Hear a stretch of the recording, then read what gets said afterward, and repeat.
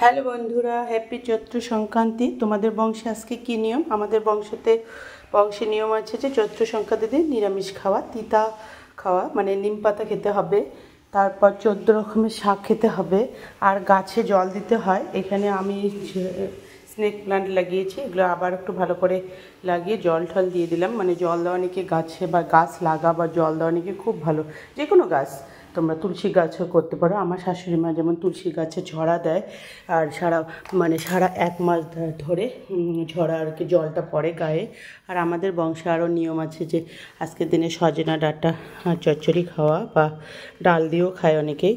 আর দেখো 14 রকমের শাক, দেখো সুরেনবাবু কালকে নিয়ে এসছে। দেখো শাক, আমি ঠিকঠাক শাক চিনি না, এটা ডাঁটা শাক। তারপর দেখো এটা কী শাক বুঝতে পারছি না, তোমরাই বলো কী শাক। তারপর দেখো পাট শাক। তারপর দেখো আবার নিম শাক খেতে হবে, মানে নিম পাতা খেতে হবে। 14 রকমের শাকের মধ্যে দেখো এটা কী শাক বুঝতে পারছি না, তোমরা বলো। তারপর দেখো ঢেঁকি শাক। এটা কী শাক বন্ধুরা? আমি তো কিছুই বুঝতে পারছি না এটা কী শাক।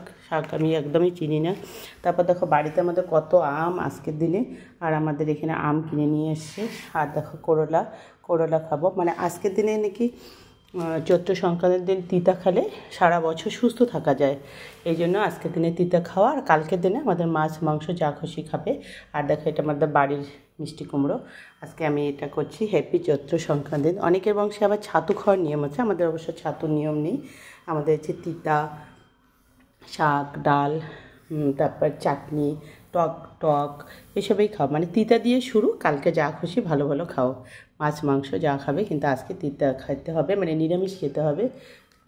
বাড়িঘর ভালো করে পরিষ্কার করে পুজো দিতে হবে। আর কালকে আবার মদন বাড়িতে যাব পুজো দিতে। আর শ্বশুর বাড়িতে তো পুজো হয়ই পয়লা বৈশাখের দিনে বা চৈত্র সংক্রান্তির দিন। আজকে আবার আমাদের শ্বশুরবাড়িতে আরেকটা নিয়ম আছে, কী বলো তো, চাল ভাজা দেওয়া। ঠাকুরকে চাল ভাজা দেয়। এটা যদিও সবার বংশে থাকে না, আমার শ্বশুরবাড়ির বংশের নিয়ম থাকে চাল ভাজা, যে ছোট ছোট আলুগুলো ভাজা করে দেয়। এটা আমার শ্বশুরবাড়ির নিয়ম। তোমাদের বংশে কী কী নিয়ম বন্ধুরা? কমেন্ট করে জানাও।